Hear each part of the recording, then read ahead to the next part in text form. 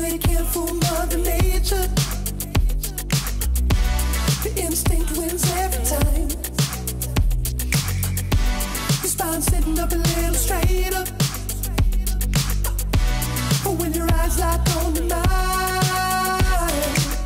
and I think. Bonjour à toutes et tous. Alors aujourd'hui, on vous convie à un café avec Raphaël Bénard. Raphaël, c'est Madame Merchandising de Citroën, la responsable du merchandising de Citroën. Bonjour Raphaël. Bonjour Cédric. Bienvenue, bienvenue chez vous, j'allais dire. Merci. Raphaël, il y a deux questions rituelles. Thé ou café? Thé, s'il vous plaît.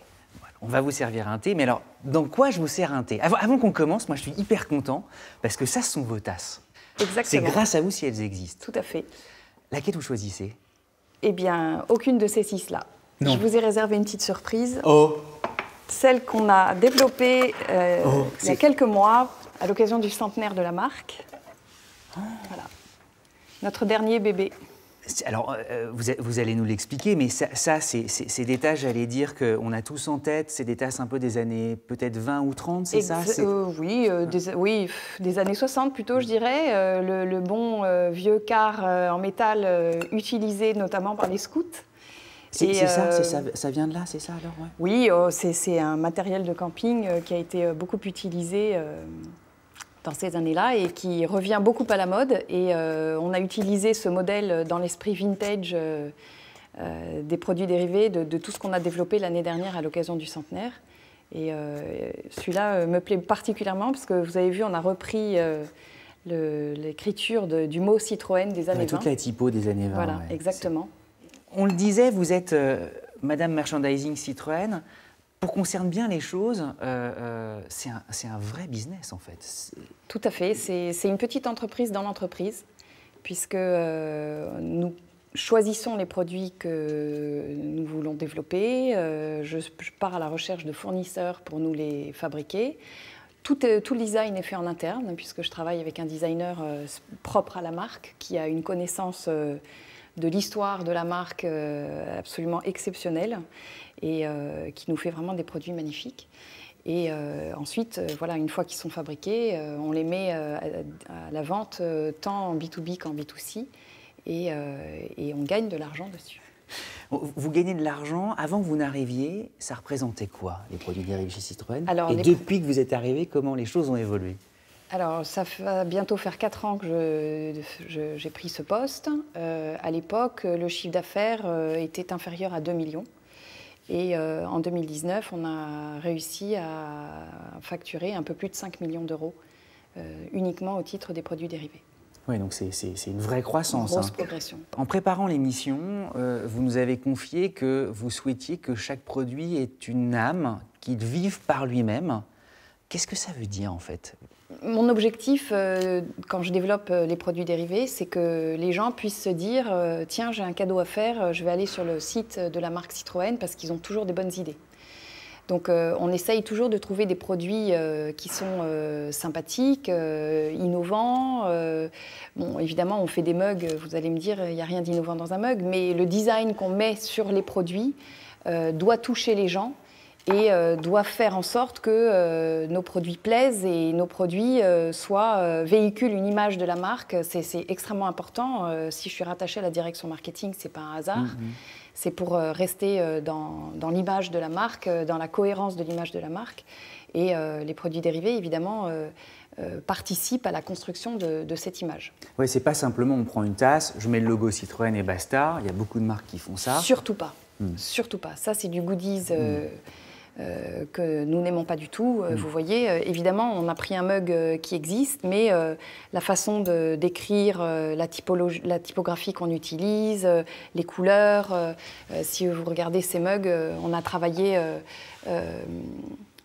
vous voyez par exemple, c'est des mugs qu'on vend 2 par 2. On a pris 2 modèles de voitures existantes, évidemment, mais les couleurs vont en négatif. Et c'est des choses qu'on est. Voilà, on travaille beaucoup sur le caractère sympathique de nos produits. Il y a un travail aussi considérable, donc on l'entend, de sélection de ces produits. Donc votre travail, c'est d'aller dénicher, j'imagine, des fournisseurs. vous avez des idées en tête aussi, vous les partagez avec eux? Exactement. Alors, c'est vrai que souvent, on a des produits que l'on veut développer. Par exemple, l'hiver dernier, je tenais absolument à développer un garage en bois pour les enfants, pour les petites miniatures, puisque les miniatures, évidemment, tiennent une part importante dans notre business. Ça représente quand même 40% du chiffre d'affaires. Et quel petit garçon n'a pas joué avec des miniatures? Vous voyez ici, il y a des petites miniatures qui sont glissées partout dans les vitrines. C'est quelque chose qui est très important. Quand un client vient acheter une voiture, il repart avec sa petite miniature. C'est une expérience client qui est différente. Et donc, le garage que nous avons développé, je tenais à le faire faire par une société française. Pour moi, c'est important aussi de sélectionner des entreprises françaises qui ont le leadership sur leur segment.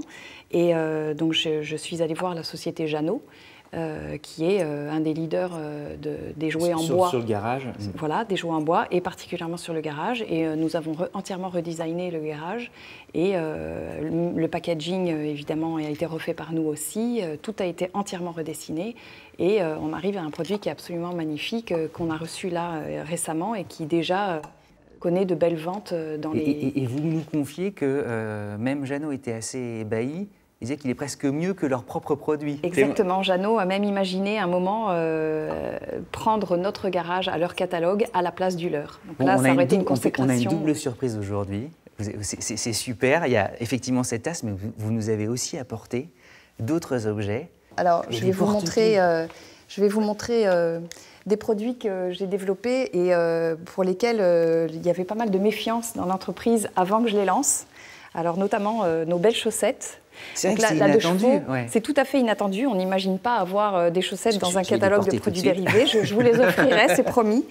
Et donc, on s'est bien moqué de moi avec mes chaussettes. N'empêche qu'on en a déjà vendu 2000 paires. 2000 paires. Ça y est, tout est dit. Okay. Exactement. Et je peux vous dire que quand on fait un salon, par exemple, comme la semaine dernière à Rétromobile, avec un public qui est vraiment fan de la marque et des anciens modèles, des chaussettes, on les vend par wagon. C'est incroyable le succès de ce produit. Et je vous parlais des partenariats qu'on essayait de développer au maximum. J'ai fait faire ces chaussettes par la société Kindy, bien française, fabriquée en France, en Picardie. Un grand nom, exactement. Donc voilà, c'est toujours pour moi un gage de qualité et une reconnaissance. Donc vrai travail. Hein. Ouais. Voilà. Qu'est-ce que je vais vous montrer aussi? Alors, donc ça, c'est pour le côté textile. Il y a des emporte-pièces. Voilà, on fait aussi des produits pour la cuisine. Donc voilà, ça, c'est notre moule à gâteau en silicone flexible en forme de 2 chevaux. Voilà, qui fait des très jolis gâteaux. Voilà, exactement. Si vous n'aimez pas les gâteaux, vous pouvez aussi faire des sablés. Donc, on a un moule en porte-pièces, voilà, avec la 2 chevaux, la traction. On prend toujours les modèles iconiques qui font rêver, rêver nos fans. Voilà. Je vous montre aussi, ça, c'est un marque-page. Alors, j'ai trouvé ce fournisseur dans un salon. Ça fait très précieux quand même. Tout à fait, ils ont un très joli emballage et donc voilà, le petit marque-page, quand vous êtes en train de lire, vous fermez votre livre et vous avez la petite 2 chevaux comme ça qui se pose sur les pages. C'est très mignon, moi j'adore ce produit. Super. Et alors les best-sellers, vous n'arrêtez pas de nous le dire, c'est les porte-clés. Alors les best-sellers, les porte-clés, effectivement, l'année dernière on a vendu un peu plus de 500 000 porte-clés. Donc on en développe dans toutes les gammes. Donc vous avez... c'est super, vous en avez apporté. Ah oui, je vous ai apporté des petits exemples. Donc voilà, le côté vintage pour une Méhari. Raphaël, c'est des rééditions de modèles qui existaient ou pas? Pas du tout, non. Vous les avez complètement créés. On recrée à chaque fois, on part d'une page blanche et on décide, on dit voilà, on veut faire un porte-clés avec une Méhari, comment on va le faire? Donc on étudie différentes possibilités. Voilà. Tout ça, évidemment, en restant en cohérence aussi avec le produit. Donc on a choisi un modèle émaillé qui est assez vintage pour un modèle vintage. Ça, voilà, c'est la casquette des pilotes de C3WRC. Qui est complètement collector, non? Qui maintenant est devenu collector. Mais bon, l'année dernière, quand on l'a lancé, on était encore en plein dans la course. Mais au contraire, elle va prendre de la valeur. Exactement, sans doute. Donc c'est la casquette des pilotes qui a été faite en modèle réduit. C'est fascinant, c'est vachement bien fait. Là, un autre exemple, ça c'est un concept car qu'on avait lancé l'année dernière, la petite voiture Ami One. Et cette matière vient de la poignée, c'est la poignée de la porte d'Ami One. Donc on a réutilisé la même matière, le même matériau pour faire le porte-clés. Et puis il est très très beau. On a Il y fait celui-là celui-ci qui est absolument magnifique, voilà, qu'on a développé pour le centenaire de la marque l'année dernière. Donc on a l'impression que c'est de la joaillerie tellement ça brille. C'est très beau. Alors sur la base du logo d'origine, hein, vous avez reconnu le logo des années 30. Et celui-ci, on a dû en vendre environ 300 000. 300 000. 300 000 porte-clés uniquement de celui-ci. Là, vous avez alors celui-ci est très joli. Et c'est Noël. Oui, c'est Noël. C'est toujours Noël avec les produits dérivés. Voilà. Et donc ça, c'est notre dernier bébé. C'est le même fabricant que nos petits. Non, mais tout le monde va les vouloir là. On va se dire. Et vous avez voilà la petite 2 chevaux qui a été développée en 3D. Ça plaît beaucoup les porte-clés en 3D. Et vous avez une grande primeur, puisque ça, c'est le porte-clés 2020, voilà, qui est en train d'arriver, qu'on a fait fabriquer et qu'on a lancé en 600 000 exemplaires. Il y a certainement des collectionneurs férus de porte-clés, ils vont adorer hein, quand ils vont voir certainement, ça. certainement. Et il y a le Monopoly voilà. surtout. Alors le Monopoly, ça c'est le succès de 2019 qu'on a créé pour le centenaire, qui m'a pris des heures et des heures et des heures de travail parce qu'on a voulu vraiment soigner le détail à l'extrême. Alors la rue de la Paix, elle est remplacée par quoi? Alors on a remplacé toutes les rues, puisqu'évidemment on n'achète pas des rues, on achète des voitures. Donc sur le plateau, je vous montre rapidement. Donc le plateau qu'on a entièrement redessiné, vous voyez. Ah, ce sont des voitures. Ce sont des voitures, voilà. Donc on démarre avec, alors vous voyez la case départ. Tout qui tombe. C'est pas grave, c'est normal. Hein. Voilà. Tellement de choses. C'est un petit syndrome bonnet. C'est très beau aussi, il y a ça, le Citroën Origins qui est là. Exactement, toujours notre logo. Et donc, vous démarrez avec, où est-ce qu'elle est la case départ ici, voilà. Et donc, on a sélectionné les voitures pour faire tout le tour en les mettant dans l'ordre chronologique. Et donc, l'année est à chaque fois reprise sur la voiture. Les gares ont été remplacées par des concept cars. On a même redessiné, vous voyez, les cases où on devait avoir les sociétés d'électricité, tout ça. Donc, c'est devenu le péage d'autoroute, le stationnement payant, la compagnie d'assurance. Et à chaque fois, le picto a été refait. La caisse prison qui est toujours là. Voilà. Alors, les 4 coins sont imposés par Monopoly. Ça, on n'avait pas le droit de le changer. Et y compris les cartes chance et les cartes caisse de communauté, les questions ont été refaites pour coller à l'histoire de la marque. Citroën. Exactement. Oh, vachement bien. Exactement. Tous ces produits, on peut se les procurer, on le disait, sur le site. Tout à fait. Mais on se le procure aussi aux événements. Exactement. Alors, et on peut venir ici aussi dans une concession. Exactement. Alors, les concessions prennent de plus en plus ces produits pour les donner et les vendre. Comme dans les vitrines que vous avez pu voir ici, c'est un des exemples qu'on a lancé il y a 2 ans avec la maison Citroën, où on a intégré toutes ces... On est content parce qu'effectivement, on vend des voitures, mais on vend aussi vos produits. Exactement, on vend beaucoup de produits ici, tout à fait. Ils ont beaucoup de succès dans le quartier. C'est très intéressant, effectivement, de voir que les clients qui achètent des voitures, qui sont fans de la marque, viennent aussi acheter nos produits dérivés dans un environnement automobile. Mais pas que, puisque, comme vous l'avez dit, on vend sur notre site internet, qui est en pleine expansion. Alors, il est très récent, hein, notre site, il date d'il y a 2 ans.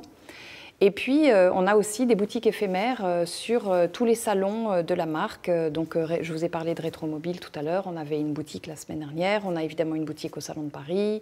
On a une boutique au Salon de Bruxelles. On avait une boutique au Salon de Pékin l'année dernière. On avait une boutique au Salon de Rabat, de Casablanca, il y a quelques mois. Voilà, tous les salons, on demande aux salons, chaque locaux, de développer des boutiques pour montrer les produits. Le rêve, ce serait qu'un jour, vous ayez une boutique en propre, dans Paris ou ailleurs? Ce serait bien. Ce serait très bien. Vous y travaillez ou pas, sérieusement? Pas encore. Chaque chose en son temps. Vous l'avez en tête quand même. On est une toute petite équipe. Pour l'instant, non, mais on aurait dû commencer par ça, parce que quel travail. Vous êtes combien? On est seulement 2,5. 2,5, 5 millions d'euros de chiffre d'affaires, des idées en cascade, on l'a vu, et ça continue de croître? Exactement. Ah oui, nos objectifs sont très ambitieux, effectivement. Bon, mais on en reparlera, on va regarder ça de toute manière avec attention. Puis à chaque fois qu'on croisera désormais un porte-clés, on pourra penser à vous et vos équipes et au travail qu'il y a derrière. Exactement, merci. Merci Raphaël d'être venu nous présenter tout ça. Travaillez bien, hein, voilà, on est comme des enfants, nous. Merci. C'est pour nous. Hein. Je vous offre des tickets. Bon, merci beaucoup. À tous, évidemment, merci de votre fidélité et à très vite pour un prochain café avec... Ce sera la surprise. You know you can't fool me.